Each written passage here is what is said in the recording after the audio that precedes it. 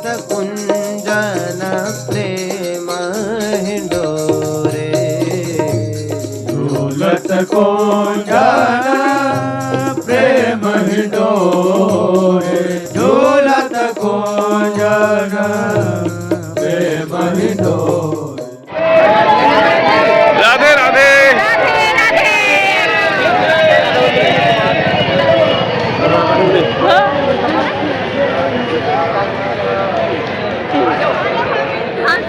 आज 2 बार दर्शन हुआ गुरु जी का, बहुत अच्छे। दीक्षा का भी टाइम मिल चुका है कि दीक्षा कब होगा। फाइनल, सब कुछ फाइनल हो गया है आज।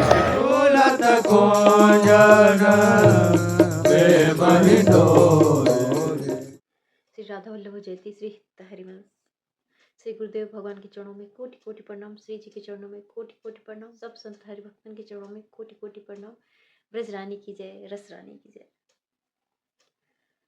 तो आज हम आप सबसे एक बात अपना शेयर करने वाले हैं। जैसे कि आप सब तो जानते ही हैं कि श्री जी की कृपा से और हमारे गुरुदेव भगवान जी के स्नेह प्यार और दुलार से हमें अक्सर ही वृंदावन धाम जाने को सौभाग्य प्राप्त हो ही जाते हैं। तो आज है अभी 31 जनवरी और हमें 2 महीने बाद जाने थे। तो हो सकता है कि कल हम निकले, क्योंकि अभी 1 घंटा पहले, 1-1.5 घंटा पहले डॉक्टर साहब बताए कि कल ही चला जाए। और मेरी एक दोस्त है मेरी गांव की, जो कि वो आ रही हैं वृंदावन, तो उनसे भी मिलना हो जाएगा। वो भी कल आ रही हैं। तो खैर हम तो कल अगर चलेंगे यहाँ से तो वहाँ पे हम जाकर परसों पहुँचेंगे वृंदावन। तो अपनी ही गाड़ी से जाना है। तो हमने सोचा क्यों ना आपके साथ शेयर किया जाए ये अनुभव कि आगे कैसे कैसे होता है। वैसे तो अभी शाम के 5:30 बज चुके हैं और अभी हम जा रहे हैं किचन थोड़े से साफ़ सफाई करने करके फिर नहाकर संध्या आरती करना है, भोग और संध्या आरती। ये करने के बाद कुछ यहाँ अमनिया बनाते हैं। खैर मेरे यहाँ तो सब कुछ अमनिया ही बनता है। अमनिया उसे कहा जाता है जिसे मन से भी न छुआ गया हो। तो हमारे श्री जी के लिए, हमारे लाल जी के लिए तो अमनिया ही बनता है सब चीज़। तो फिर अमनिया कुछ बनाएंगे, उसके बाद कुछ कल के लिए तैयारी करने हैं। और जाने के नाम पे अभी तक एक हमने रुमाल तक नहीं रखी है कि हमें जाने हैं वृंदावन। और देख रहे हैं कितना कर पाते हैं, कैसे कर पाते हैं। वैसे कल सुबह में ज़्यादा नहीं जाने हैं, 9-10 बजे जाने हैं। तो देखते हैं कि कितना तैयारी हो पाता है। वैसे अभी थोड़ा सा मेरा तबीयत भी ख़राब है, तो देखते हैं क्या क्या होता है, कैसे होता है, कैसे अकेले हम मैनेज कर पाते हैं इतने काम। तो चलिए इसी तरह से आप हमारे साथ बने रहें और हम चलते हैं अपने किचन में अपनी सारी तैयारियां करने। उसके बाद वृंदावन चलेंगे। तो हमारा शाम का स्नान, संध्या भोग और संध्या आरती ये सब कुछ हो चुका है और अब हम जा रहे हैं किचन में। देख रहे हैं अमनिया में हम क्या बनाते हैं, क्या करते हैं। उसके बाद आगे चलकर कुछ पैकेजिंग करेंगे। पहले तो हम अपने लड्डू बाबू के लिए पैकेजिंग करेंगे, उसके बाद अपने लिए कुछ सामान रखने हैं। और 7:30 बज चुके हैं। हमने कुछ किचन में तैयारियां भी कर दी है और देख रहे हैं कैसे कैसे करते हैं, क्या क्या करते हैं। तो हमारा सारा काम ख़त्म हो चुका है। हमारा अमनिया भी बन चुका, हमने प्रसाद भी कर दी उसको और हमने पा भी लिया है। और रात के 11 बज चुके हैं और अभी हमने जाने के लिए कुछ भी तैयार नहीं किया है, कुछ भी नहीं। और सुबह हो रहा है कि 9 से 10 के बीच में ही हमें निकलना है। बस हमने अपने लाल जी के लिए थोड़े से 1-2 कपड़े निकाल के रखी है। बस ऐसे करते हुए, ऐसे करके मैंने 2-4 कपड़े बस रखी है, वो भी सिर्फ प्लास्टिक में। अभी उनका बैग भी नहीं तैयार हुआ है, न उनका भोग, न उनका नाश्ता जो भी ले जाते हैं सफ़र के लिए, कुछ भी नहीं तैयार हुआ है। देखते हैं। और ये मैंने निकाल के रखी है क्योंकि सफ़र में जाते हैं तो अपने लाल जी के लिए इसे रख लेते हैं ताकि बिछा कर इसे, और इस पे हम अपने लाल जी को सैन कराते हैं, बिठाते हैं। तो अब हम जा रहे हैं सोने और सुबह देखते हैं कितना हम कर पाते हैं, नहीं कर पाते हैं। प्रभु जाने, श्री जी जाने। तो सुबह हो चुका है और यहाँ पे हमने कुछ तैयारियाँ भी कर ली है। ये यहाँ पे हमने अपने लड्डू का ट्रैवलिंग बैग तैयार की है। ये हमने नया बनाई है इस बार। पिछली बार ये हमने बनाई थी ये वाली, इस बार हमने ये वाला बनाया है थोड़ा सा बड़ा, क्योंकि इस बार हम उनको बड़ा भी पोशाक पहनाएंगे और ये तो छोटे पोशाक के लिए बहुत ही अच्छा है। इस बार हम इसे ले जाएंगे। इनमें हमने आसन डाल दी है अंदर में बिठाने के लिए, और इनका कुछ पोशाक भी नीचे है। हमारा सारा पैकेजिंग वगैरह हो चुका है और अब हम जा रहे हैं लड्डू का करने।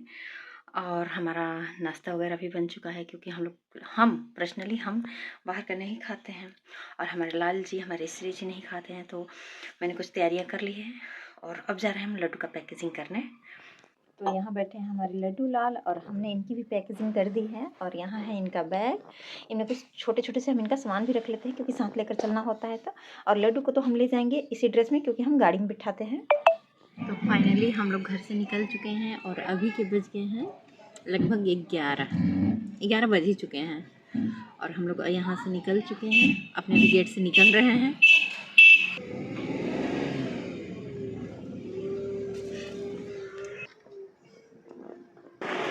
और वहाँ पीछे हमारी बेटी जी खड़ी है। आयुष,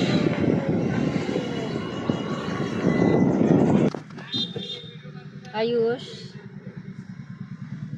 और यहाँ हम लोग अपने होम टाउन से निकल चुके हैं और इतना लंबा सफ़र करना, वो भी अपनी गाड़ी से, थोड़ा सा टफ होता है। पर श्री जी की कृपा से हमारे डॉक्टर साहब बहुत ही अच्छे तरीके से हमें बिल्कुल सुरक्षित हमें अपने वृंदावन तक पहुंचा ही देते हैं।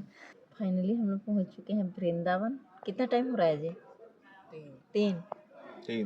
3 बज रहे हैं ना। और हम लोग पहुंच गए हैं और अब हम लोग जा रहे हैं अपने महाराज जी के आश्रम पे।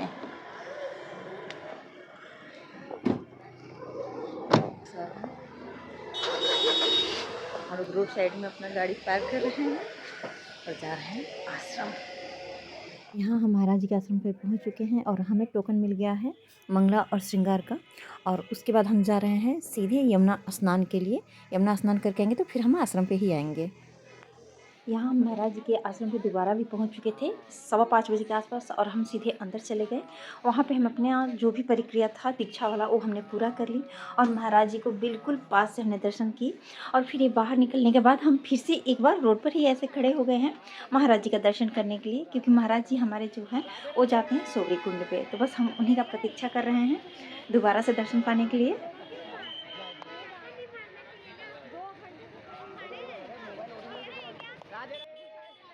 और हम लोग कुछ देर वेट किए अपने महाराज जी का, क्योंकि सारे लोग जा रहे हैं सोबरी कुंड पर और महाराज जी भी जाएंगे ही। क्योंकि अभी महाराज जी जब हम अंदर थे तो प्रवचन में चले गए थे, वहाँ पे प्रवचन किए हैं। उसके बाद महाराज जी निकल के जा रहे हैं सोबरी कुंड पे। आप यहाँ देख सकते हैं ये महाराज जी का हमारा गाड़ी दिख गया है, डिफेंडर। बस उसी में है हमारे महाराज जी, प्यारे हमारे गुरुदेव। यहाँ हमारा नज़र मिल गया था महाराज जी से। जय हो श्री हरिवंश। और उसके बाद हम लोग घूमने चले जाएंगे।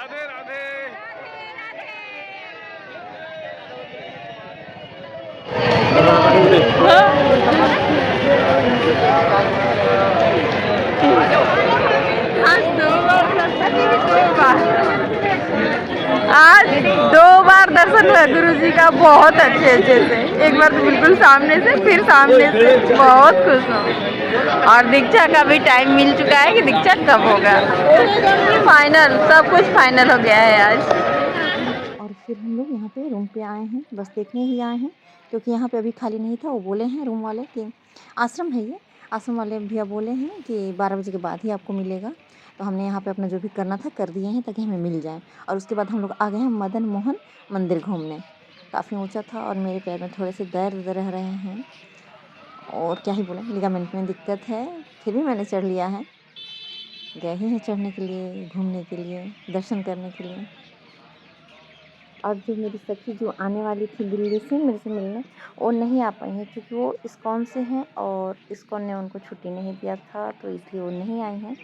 देखते हैं फिर कब हम अपने सखी जी से मिल पाते हैं। और यहाँ मेरे पैरों में बहुत ज़्यादा दिक्कत हो रही है, फिर भी मैंने धीरे धीरे चढ़ा है ऊपर।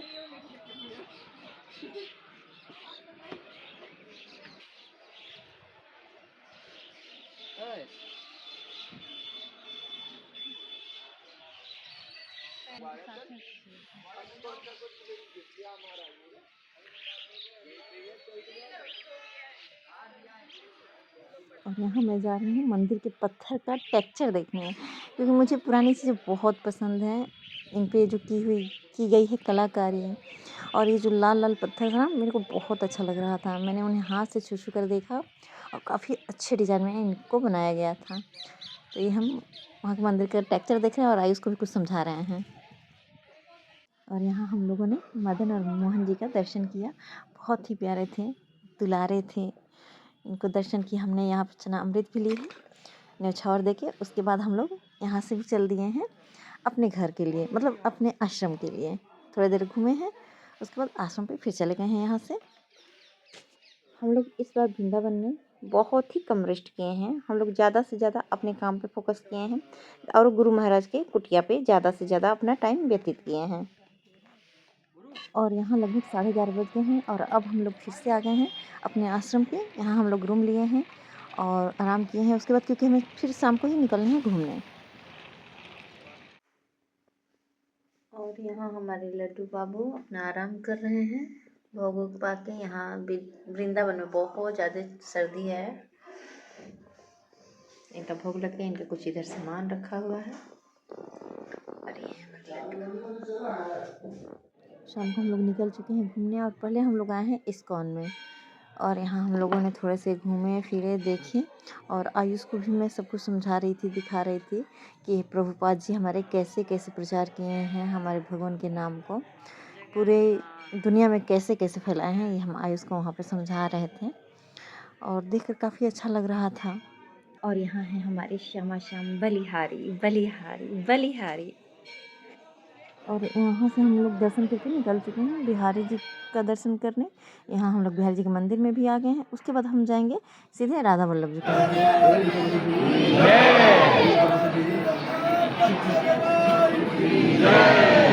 आयुष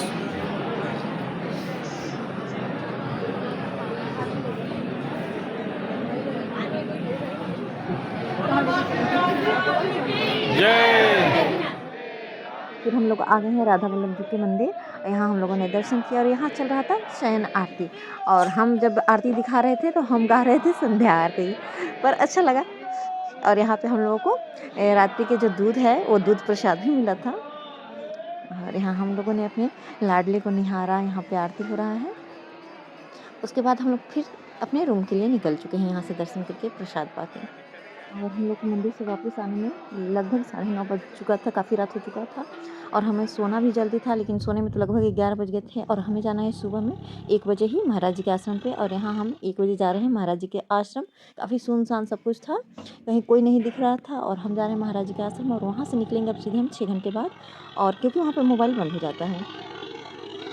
कुंजन प्रेम हिंडोरे झूलत कुंजन प्रेम हिंडोरे झूलत कुंजन प्रेम हिंडोरे बोलानी मधुर मधुर मृदु मुसुकनी बोलनि मधुर मधुर मृदु मुस्कानी बोलानी मधुर मधुर मृदु मुसुकनी बोलनि मधुर मधुर मृदु मुस्कानी निरखी निरखी तृण तोरे और इन आँखों ने जो दर्शन किया महाराज जी का, महाराज जी की कुटिया में राधा बीजू की दर्शन, राधा मोहन जी का दर्शन, वो हम अपने शब्दों में व्यक्त नहीं कर सकते। मतलब उसके सामने शायद स्वर्ग का सुख भी फीका है। कोई स्वर्ग का सुख दे और वो सुख दे महाराज जी की कुटिया वाला, तो भी फीका पड़ जाएगा स्वर्ग का सुख महाराज जी की कुटिया के सामने। बिल्कुल साक्षात ही वहाँ पे हमारे श्यामा श्याम है, हमारे महाराज जी के यहाँ। आंखें तृप्त हो गईं उस समय के लिए। वैसे तो वहाँ पे कितना भी दर्शन कर लें, कितना भी दर्शन कर लें, लेकिन ये आंखें तृप्त होने वाली नहीं हैं। उस रस माधुरी का पान करते करते कब टाइम व्यतीत हो गया समझ में ही नहीं आया। 6-7 घंटे कैसे बीत गया समझ में ही नहीं बिल्कुल आया। और यहाँ हम महाराज जी के यहाँ से 6 घंटे बिताए हैं। महाराज जी को एकदम पास पास से देखने को मिला।